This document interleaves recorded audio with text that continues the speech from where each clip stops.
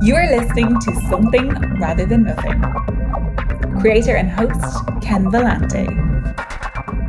Editor and producer, Peter Bauer.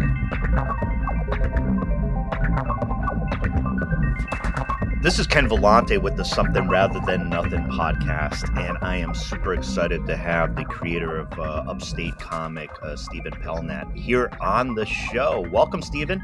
Hey, thank you for having me. It was great to see you at the Rose City Comic Con, and one of the fun parts about a Comic Con is bumping into some stuff maybe you haven't picked up. I saw I think it was issue 2 of Upstate Comic at Floating World Comics. Yes. And when you see someone at Floating World Comics, you take note. You remember the image, and I had. So it was great to meet you. But tell us about what you do. Tell us about Upstate. Let's jump into it. I will. Yeah, I'll start by additionally throwing some glow on Floating World. Jason is such a great guy, and he's always been a really big supporter of mine. And yeah, Floating World is a spectacular culture shock here in Portland, Oregon. Well worth the visit if you get in there. It is. They're not paying me for this, to be clear. I just really love Floating World, and I don't get paid for it either. Yeah. I don't get paid for it either. This is Floating World stuff. Yeah. Nope. Just really love what they do, and I'm grateful that they've cornered that market. But I wish there was one. I wish there was a Floating World in every city. Anyway. Yeah. So Upstate. I am from upstate New York originally, a little town in the Hudson Valley called Stuyvesant. The fictional Heinrichville is a thinly veiled version of that. Heinrich, Hudson, Peter, Stuyvesant, like just kind of a, the sort of silliness. One of those things that I sort of wish I hadn't done now was naming it that. I should have just named it the real place. There's no, no one cares. Stuyvesant has a town of maybe 2,000 people. Maybe 10 of whom have read Upstate. I don't think anyone would really have cared if I just called it Stuyvesant. But yeah, so Upstate, let's start heavy. Upstate was inspired when my Uncle Eric died of all the cancer you could possibly imagine 6 or 7 years ago. I didn't immediately artistically process that. Little things began showing up. The tube in one's nose to kind of assist with breathing. That started being something I would just sketch around. I did not make it to my uncle's funeral. I was living out here in Oregon at that point, and I've felt bad about that ever since. He is the direct visual and kind of comprehensive inspiration for Ryan's father in Upstate. Part of that is my own regret. Part of it is also just being a guy in his mid-30s who's aware that his parents are getting older. Like, this is something that I think about a lot.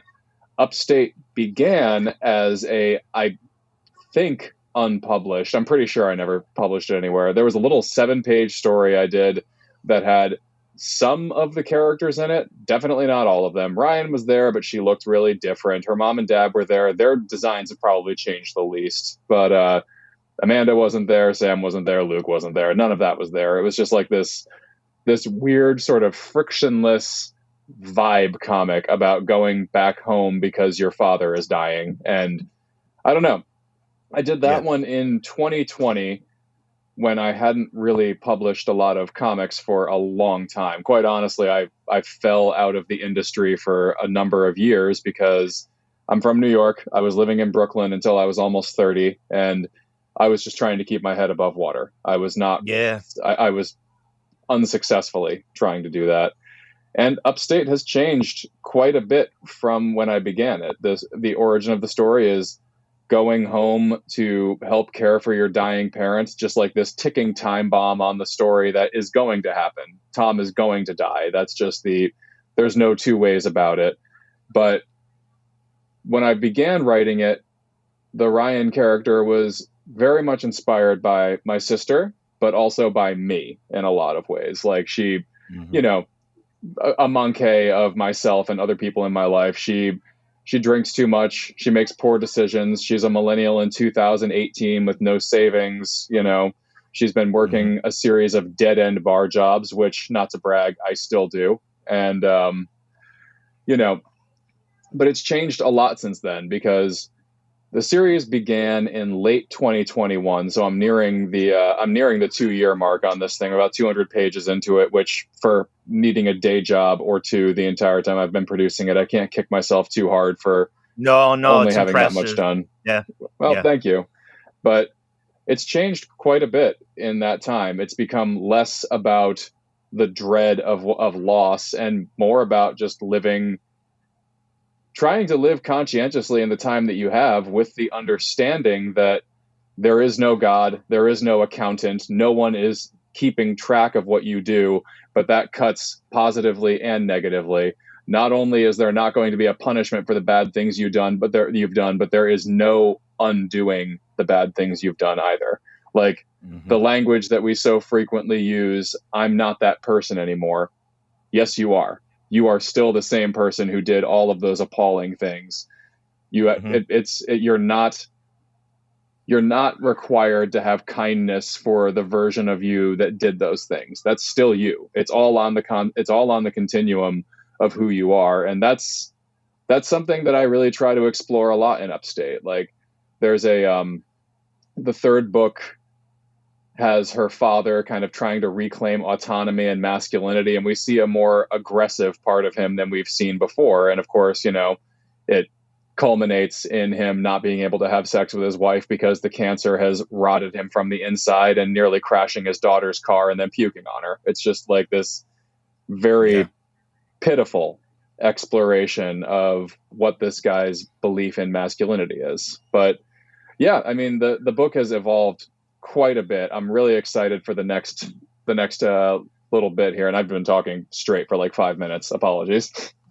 Hey, I asked you to drop in on Upstate. I love it. The 3 issues that are out. Love the art style, and there's something about that story. The land that we're talking about that I think that you go in of. That real life that dropped you in the uncomfortable, witnessing the uncomfortable and dealing with that. I'm originally from Rhode Island, so for me, the upstate thing just works for me in the metaphorical tick. I don't know if it works for everybody for Pacific Northwest, but I just think upstate as the idea, right? The upstate New York, right? Like, and for me, being from Rhode Island, tiny state, and that might have been the other side of the country from my little world, growing up in New England. And so just great work, and everybody, Floating World Comics, publisher, distributor. I've had a couple folks, Santos Sisters, does the Santos Sisters comic. Yeah, Greg they're great. Fake. They've been on the show, and oh, nice. So I've never actually met them. I've had limited online interactions with them, but they're great. Yeah, great folks. And for everybody who does read Santos Sisters, the Halloween special has a special something rather than nothing ad in there. Oh, no kidding! That's awesome.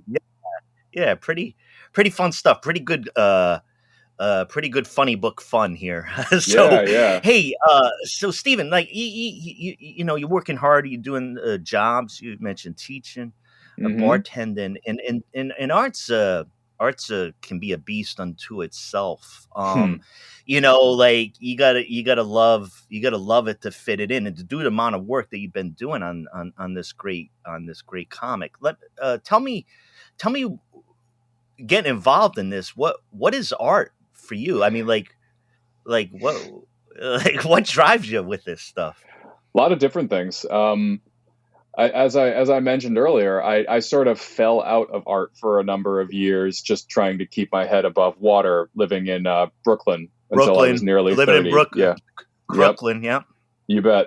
Yeah, still miss it all the time. I moved out here with my wife back in 2015. I've been here for about 8 years now. And what is art for me? It's on one level, when I was a younger person, it was an academic pursuit that I think I believed foolishly would also yield me and no one else money. I thought that it was going to be something that I would put creative coins into this machine and financial rewards would come out because I was the best artist in a small town, and that was that's not that's not a significant thing to be in the world. Not really. I mean, nothing against the best artists in small towns. It's great to be the best at something. But what it has become for me in recent years is self-communication, external communication as well. But the Ryan character, the sort of lead, the protagonist of Upstate, she is an iterative version of a lot of things I dislike about myself. Like, speaking about what is art specifically with Upstate, this is a communication with a version of me that I don't care for. This is someone who, not simply a version of me, but you mentioned bartending. She is that person who comes to the bar that I honestly have a great deal of contempt for. She is just like, she's this person who, here comes the mess. Yeah, kind of. Here comes the here comes the person who, the only thing she's been living for is the next drink. And I should say, this is not to be shitty about anyone who likes to drink. I have historically liked to drink. A lot of this is my own sordid history as someone who used to drink a lot. But yeah, I probably come off a little prudish in this, at least in judgment of her. But art in this way is kind of an Ouroboros of internal and external communication. I have found that with the reactions that I've had to Upstate, the more granular I get with these experiences, either things that I have experienced or specifically in Upstate, a lot of things I haven't. I'm writing from perspectives which are not my own, which I find that to be a really appealing thing to do. There's a reason I'm working in kind of adult literary fiction rather than memoir. Like, I don't consider my own perspective even filtered through the sort of semi-fictional gauze that all memoir work sort of naturally has to go through. I just don't consider my own perspective to be that interesting or engaging. So I think art is that too. Art is trying to see through eyes that aren't my own. That's narrative art specifically, which is what I do. Yeah, there are obviously a million other kinds. For me, it's just it's the way that I am best equipped to communicate with the world around me and to communicate with myself, to understand other people by writing people who I would not like if I met them in person, and trying to find the things that are contradictory about them, like the things that the Luke character, who, no spoilers, I suppose, but he does something pretty appalling at the end of the first issue. There is an issue coming up that focuses exclusively on Luke. The reader's eye does not leave him for a moment. He's the central character of that, and you're going to see kindnesses that he does. You're going to see ways that he tries to do the job that he has in a way that does the least amount of harm. And none of that erases that he did this awful thing in the first issue. I want art to be able to hold those contradictory thoughts in its head. Like, the reader will always be aware that he did those things. Nothing he's doing now undoes that. That's something that is very appealing to me about that. Yeah, I like that. Stephen, before we got on, you had mentioned we were just chatting a bit about illustration, and you mentioned a quote by Art Spiegelman that really stuck out for me. I wonder if you could tell the listeners that one. Yeah, I should say this is going to be a paraphrase. I don't remember the exact quote. They all are on are on podcasts. Don't worry about it. Sure, yeah. Just big believer in transparency. Art Spiegelman said something to the effect of comics are the language of dreams, which I think is kind of true. Not in the sense that they're like wacky and covered in like spiral candy striping, but in the way that inherently what you're looking at is abstract. You are reading something, but what you're looking at is lines or color on paper. The visual vocabulary of comics is dream logic. It's all made of things that aren't really there. But it's also personal and emotional assemblages of things that you've experienced, or things that you'd want to experience, or things you wouldn't want to experience. Like, it's all being filtered in this highly abstract way into typically, at least in my work, something a little more representational. Like my influences tend to be across the board, like all kinds of people. Like Gary Panter is one of my favorite artists. I don't draw much like Gary Panter. Gary Panter is probably one of the best examples of comics as the language of dreams. If you haven't read Jimbo in Purgatory or Jimbo's Inferno out there, that's one of the amazing. He was one of my teachers at SVA. He's an incredible guy. Yeah, just really a fascinating dude. Loves art. Liked being a teacher at the time. I haven't spoken to him in years. I'm not sure where his mind is these days, but great guy. Also, just a spectacular example of that. Same with the Fort Thunder crowd. Same with Spiegelman himself, I think, for sure. But, or John Stanley, Little Lulu, any of that stuff. Like, this is all just kind of, it's all visual dream language. Yeah, I love that. It really helped me. Ever since I was really young, comics are like super important for me. And there's something about the way you described it, which for me is kind of like that quick path I enter, which is into that world that is dreamlike.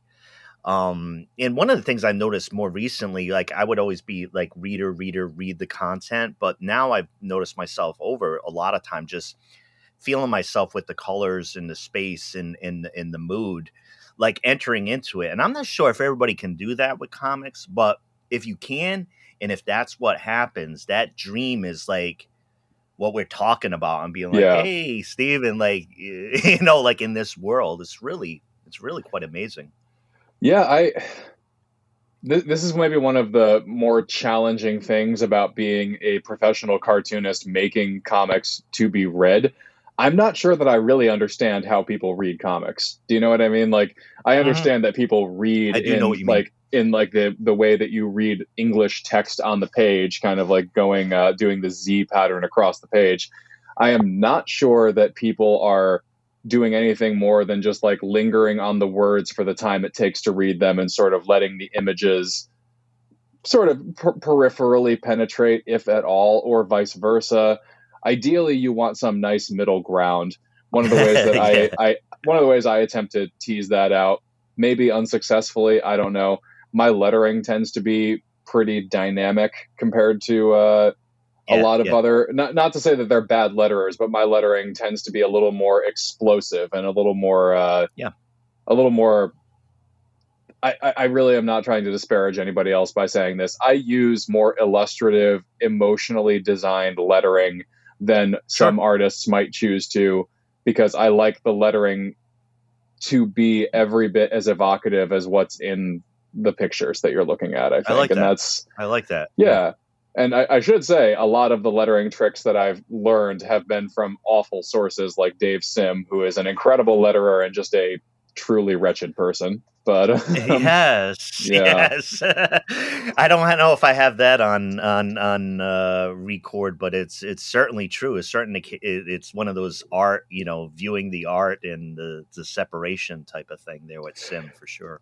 Well, it's with him, it's borderline impossible. His views on whether or not women should be allowed in university or able to vote in Canadian elections became the text of Cerebus for the last 10 years that he was writing the book.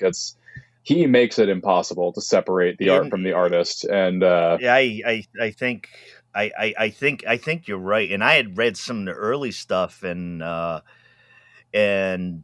with Sim is like it was deep in there, and it stuck out as bizarre. Like early on, when I look at it, and I'm like it's weird. It kind of makes sense to read some of that shit now, like in the way the political climate is. But like I look at some of those old issues, I'm like, what the hell is this guy popping off of? Like, what is this nonsense? Like, he's a guy who had as well publicized in a self-published comic as you can be, I guess, a well-publicized mental break in the mid 80s.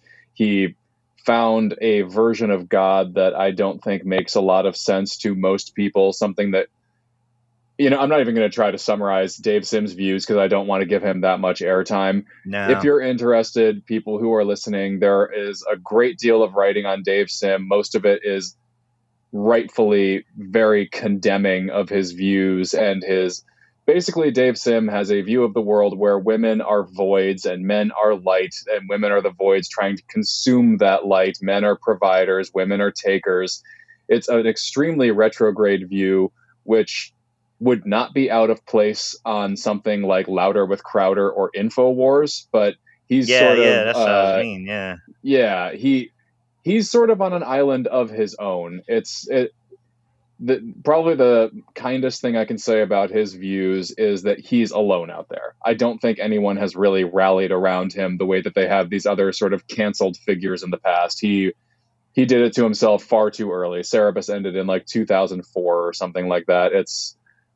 And he's kind of a forgotten figure now, and probably rightly Well, so.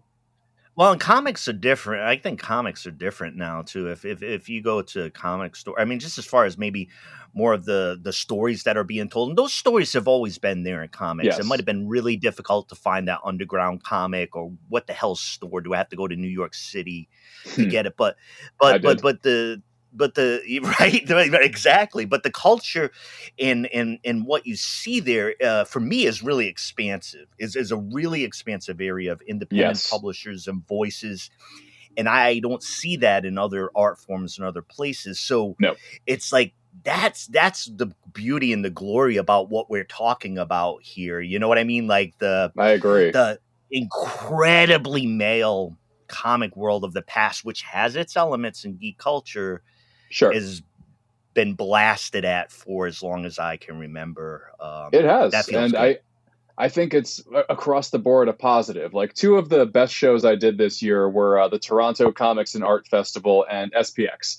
SPX is like the venerable, U.S. small press expo, probably my favorite show. Like, I just love it. It's great. The makeup of the artist tables at SPX and TCAF are so different now than they used to be, and I think it's nothing but positive. Like, comics has always had people who feel marginalized or on the outside, rightfully or wrongly. In the last 10, 15, 20 years, you've seen that be pushed to a degree that this culture, which has grown enormously, is one of the most inclusive cultures I can think of. Inclusive kind of media cultures, I should say. I agree. And I think it's nothing but positive. Like, these are voices that were not receiving legitimate publication 10 years ago. These are people who, even someone huge like Simon Hanselman, probably wouldn't have been published by a legitimate publisher 15 years ago, because he often wears women's clothing, and that is right. And there are plenty of issues there aside from that, but that level of, again, not to repeat myself, it's much more inclusive now than it ever used to be. When I went to like New York Comic-Con as a kid, it was just tired old white guys who needed to go back to their drawing tables when they were done, tabling and making $200 selling sketches of Spider-Man's mask or whatever. Like, it's not like that anymore. You have figures and groups represented in the comic scene that they've always been there to a greater or lesser extent, but now it's much greater, and I think comics are a lot healthier for that. I think that some basic rules of comics haven't changed. Like, when you go to these shows, it's the old joke of like all the artists are passing around the same $20 bill to buy each other's new book. There's still no money in it at all, but there's, there are still, it's still significantly better than it was in terms of just the way it looks now. I think it's great. Yeah. It's nice. It's nice to chat about that. And I found that,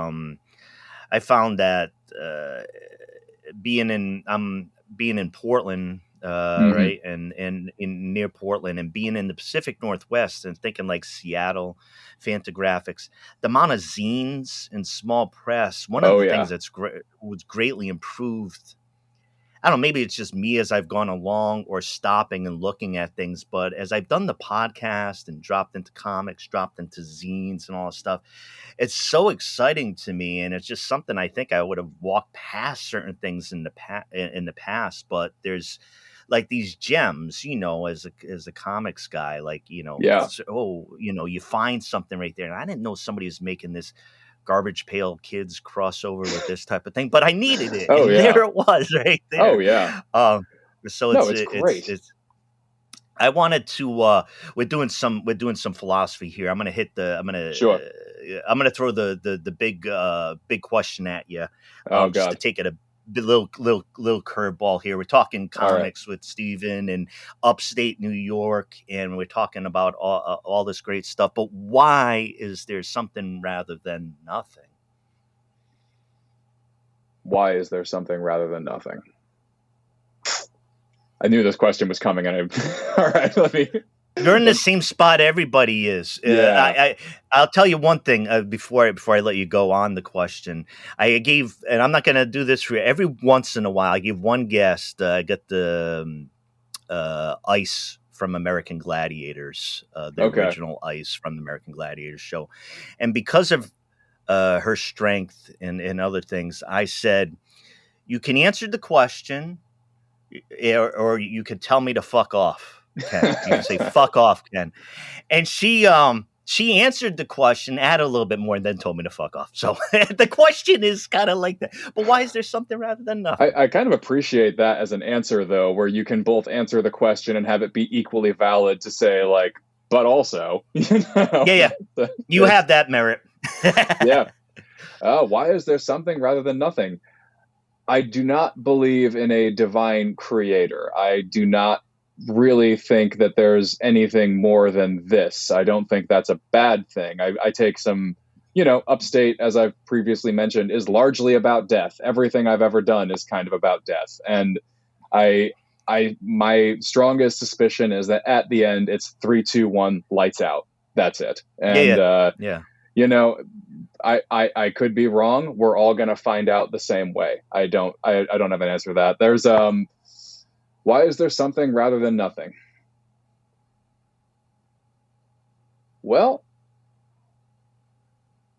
it's hard to take an answer to that question that isn't very present tense. Like there's the way that I'm thinking about it is because it's here, because for the same reason that I find anti-trans rhetoric on the part of far-right conservatives completely intellectually dishonest. It exists. It's here. Yep. You can't act as though it's not there at all. Like, I don't have this. You can't pretend that it's invalid. It is here. It's why is there something? Because we interact with it, because we legitimize it by moving through the world and interacting with each other.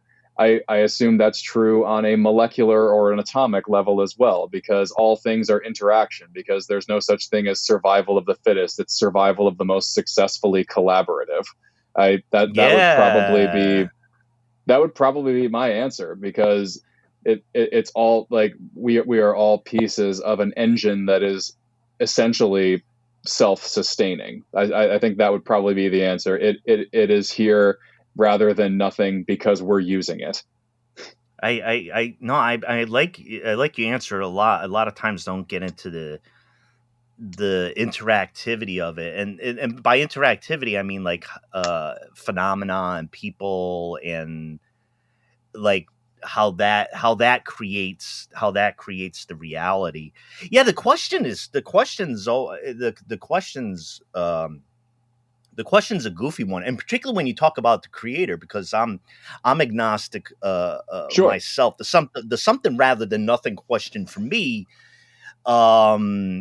is the way I like to kick it around is like tied to creation and thinking about like that we're creating these incredible things. If underlying it, godlike power, right, to create, but the somethingness, I go along with you. The somethingness is like there, right? It's like it's a presence, it's a reality, and that's what we're in, And pretty much. That's why I said it was hard to think of the answer as anything other than present tense. It's like You for can't the pull same yourself out of it. right. Or I mean, yeah, no, you really can't. It's all just actions within a limited, expansive, wildly expansive, but still limited number of actions that you can take. I think like it's there is a limit to what you can do, and the final thing, of course, is die. But it's that's I don't know. I take agnostic is probably how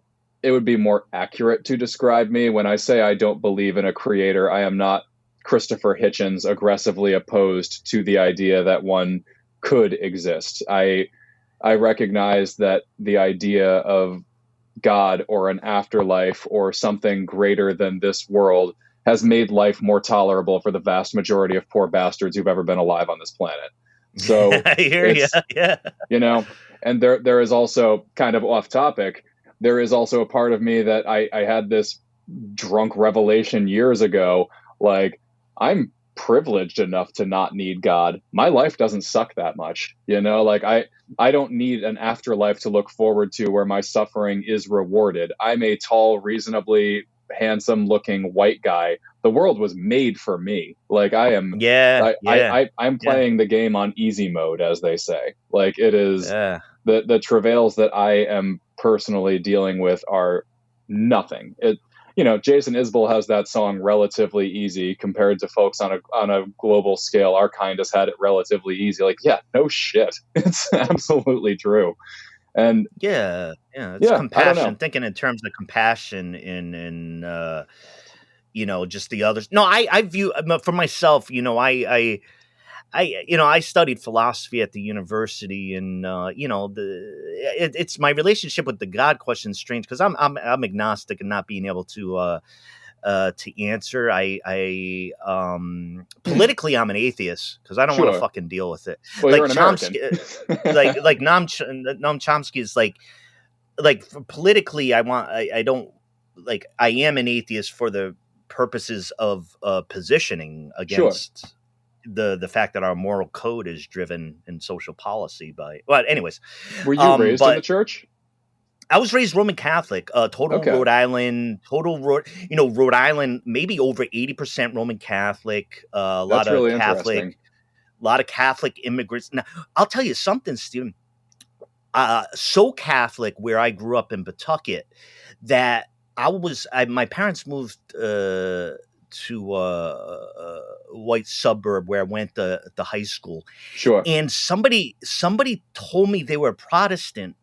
I didn't know what that was. I'm a smart guy, and I was like Sure. 15 or 16. I thought they said communist or if they were from another country. I mean, it's super, super Catholic. So I grew so up with that. interesting. Because you're not that much older than me either. It's just these weird geographical things. Like, so I kind of I'm turning this around. I kind of have questions for you. You were grown up. You grew up Roman Catholic. Do you find that sense of guilt, that weight of original sin, is that something that you carry with you as an agnostic philosopher? Absolutely. One of the things within I've thought about Roman Catholicism actively outside of just rejection and all that stuff when I was younger, like actively about what it is part of my being, right? Like, why is it once in a while I'll go to church without a hint of irony? I'll go to a Catholic mass without irony. Why do these things happen? I want to tell you one big piece for me because strangely enough, tying my spiritual path in New England, there's a very important author and philosopher and thinker who's deeply influenced me is Jack Kerouac. Oh yeah, of course. And with Kerouac, he was like deeply raised in almost like a mystical French immigrant peasant Catholicism. I think it would be fair to call it like Gnostic occult almost. It was like almost, from what I know, right? of them. Yeah. And that heavy influence of the mother and such like that. Yes. He goes out and he does his thing and he goes on his quest and he gets all the way out to Big Sur. And when he's converted and he's preaching the Buddhist Dharma, Yeah. I've read his stuff and I've studied Buddhism. The guy fucking understood it in his bones, to me. Yeah. And his journey, of course, with the alcoholism and towards the end, I can understand that Kerouac at the end, as proficient he was within the Buddhism, he ends up dying and praying to Mother Mary. Yeah. He ends up, and I understand maybe it's the predominance of the culture of Roman Catholicism, or how it's like, I don't know what this is, and I don't think these hands are together for a God. But this is what I know. This is what my aunties would do, and they put their hands together, and I don't know what else to do. That type of desperate piece to it is something with it. Tell me more. That's so interesting. Tell me your thoughts. Well, I'll turn it back on myself for a second. I was raised Lutheran, which is kind of like the Catholicism of Protestants. It's I didn't really realize this until I was a little bit older. And I also had the benefit of being from upstate New York, which, it's a fairly conservative provincial place where I grew up, but it's not far from New York. It's not far from the Canadian border. It was predominantly white, but religiously a bit more diverse up there. One of my closest friends is Jewish. Not half, but a significant number of the kids I went to school with were Jewish. A lot of the people I knew were Catholic. Some people were Baptists, Episcopalians, etc. It was not homogenous. Lutheran is a particularly humorless and prescriptive and severe version of Christianity. Catholics have the option to confess. There is some built-in human merit in the idea that you are an imperfect being and you can confess to your creator what you have done, repeat your mantras that might keep you clean for the day, and kind of go on with your life. Lutheranism does not have that. You are eternally inadequate in Lutheranism, which I think is actually kind of a healthy mentality, separate from any of the Christ of it all. But yeah, that's something that I've heard about Kerouac, praying to Mother Mary and God on his way out. That makes sense to me. It's scary. It's the last thing you're ever going to experience. You look for some kind of comfort. It's people saying "Oh mama" as they're dying on the battlefield. It makes sense to me. Like I said, I have no particular judgment for believers at all. I think that belief in a higher power makes a certain amount of sense. And as someone who has said all of the things that I've said up to this point in this interview, when my time comes, I don't know if I'm not going to be saying, "Our Father who art in heaven, hallowed be thy name." I don't know that I'm not going to do that. Those things are in there, the things that you get when you're young. My work is not particularly Christian, but it does. I think that there is a lapsed version of it. Its absence is notable in a lot of ways, but I don't know.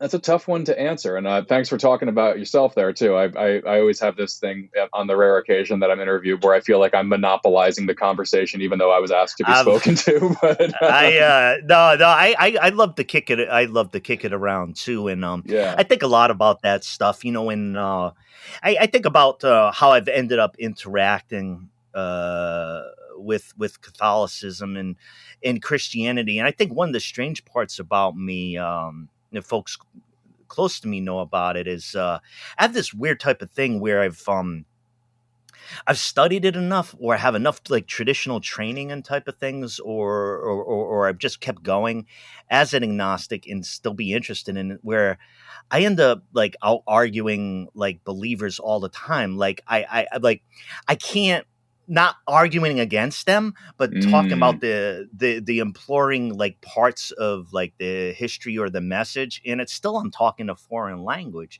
It's really interesting. I think the what I would say ultimately here, the intellectual relationship for believers, right? Like, how are you engaging with, like, you or I? We're like trying to figure all these type of things out. And sometimes if you look at the quiet believer with the idolatry just waltzing down the street, you're being like, what the fuck, man? Yeah, It ain't that easy. It ain't that easy. it's not, but I think for some people it is, and that's, I don't know. I found myself thinking a lot about that over the last couple American election cycles. Obviously we had Trump in 2016, and we had a far closer election than we should have had in 2020. And just the way that, and I'm not speaking specifically or solely about the sort of far right, Earth is 6,000 years old, Jerusalem will be the battlefield of the return of Christ, ultra conservative types. That I still consider that group, larger than it should be, to be relatively fringe to most community understandings of individual relationship with the divine.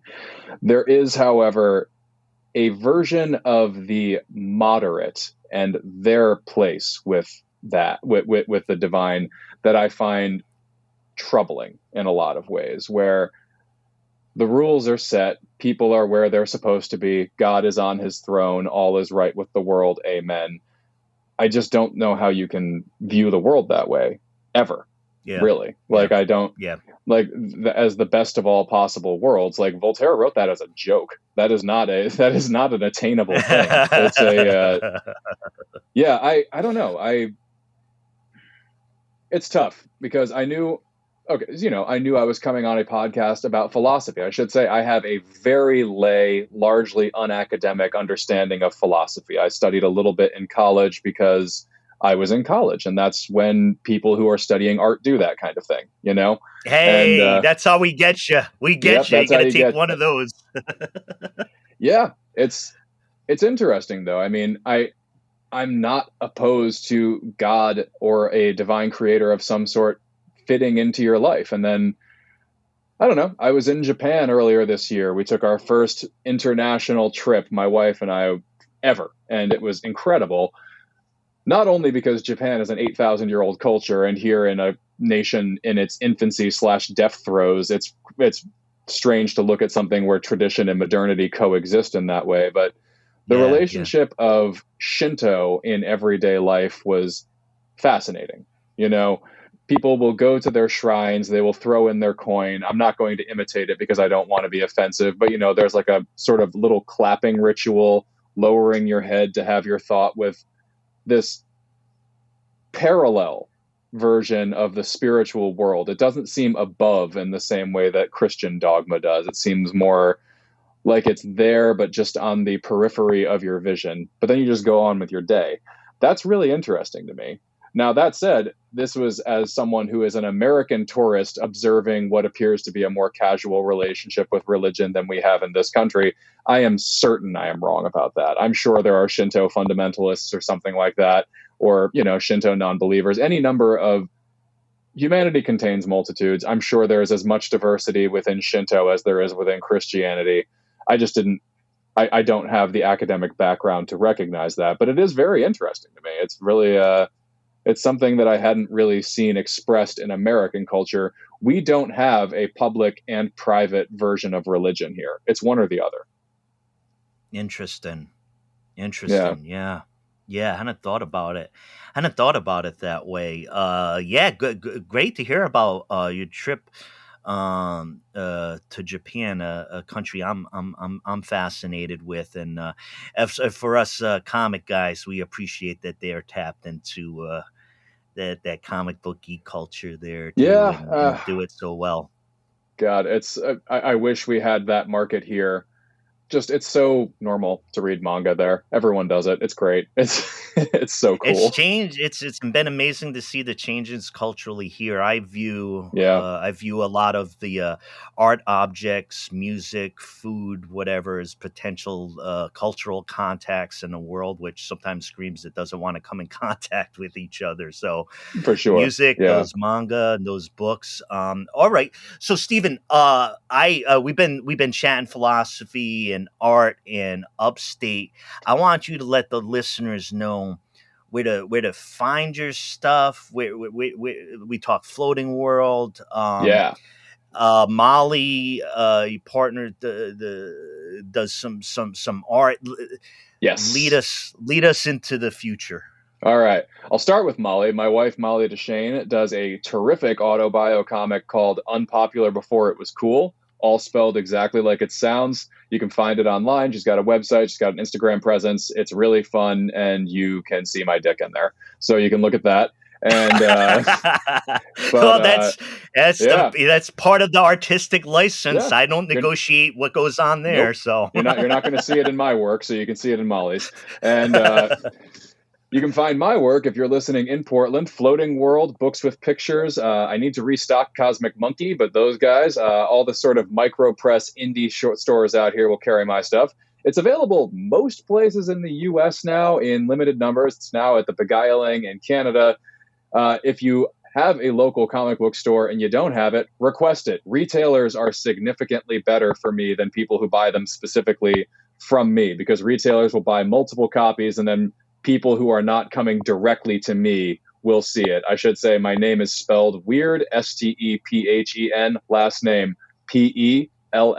And you can also just get my comics on my website, www.stephenpellnat.com. There are 3 numbered issues, 2 mini comics, about 200 pages of upstate content so far.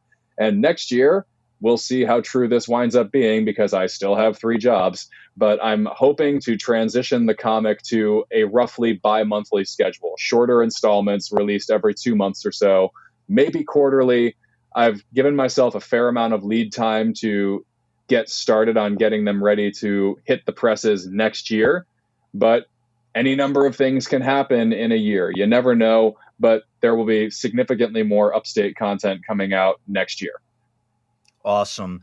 Everybody, check out Upstate. I was lucky enough to meet Steven at the Rose City Comic Con. Got those 3 issues.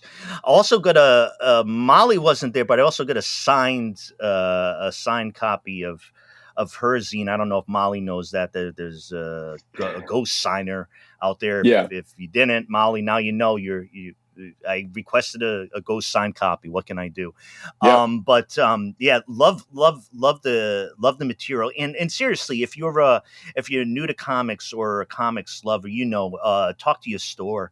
Tell them you heard about the Upstate comic, and they'll get a few copies. And that's how, look, you and I, Stephen, we know this.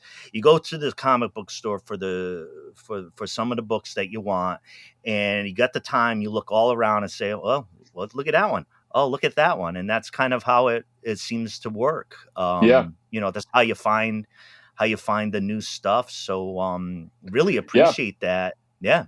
Yeah, I'll throw one last plug in for Floating World. Floating World has an awesome staff. They always have really terrific recommendations. Pretty good friends with Tim and Sam over there. They both have excellent taste, and you should definitely, if you're in Portland, and if you're not, if you're visiting Portland, come visit. It's not as bad as Fox News says it is. It's a lovely place to live, and Floating World is well worth the visit on its own strength if you're a comics fan. All right, I'm gonna add on again, and again, this is not sponsored by Floating World. No. This is independent. We just really like you, Jason. So, I recorded an episode outside of Floating World Comics in Lloyd Center Mall. There's a tattoo shop, Mortal Emblem, that's opened up down at the end. I got a tattoo down there after going to comic shop. Floating World Comics, great publisher, great comics just to find some old-timey, some underground stuff, and you can find them online as well. So not only do we both love this, I record the podcast outside of it. I get my tattoos near it. A lot of Floating World Comics love.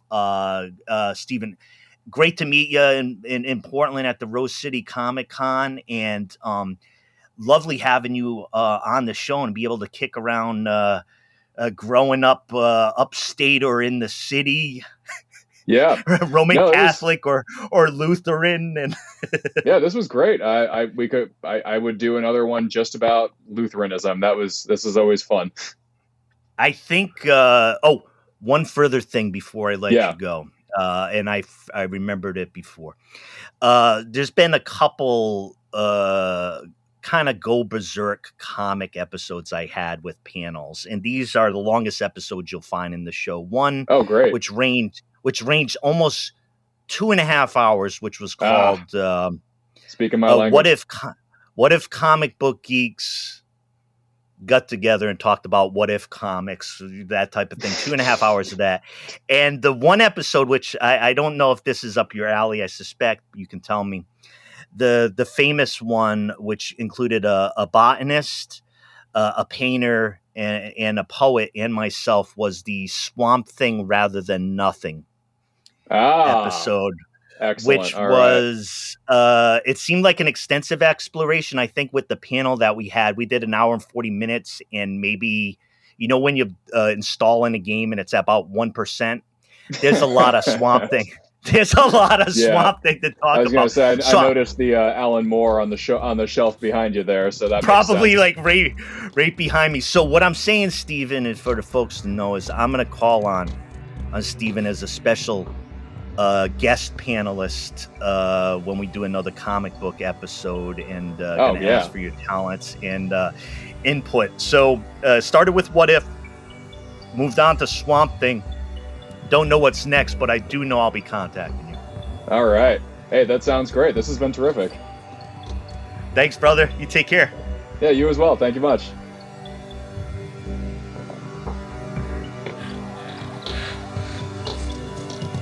This is Something Rather Than Nothing.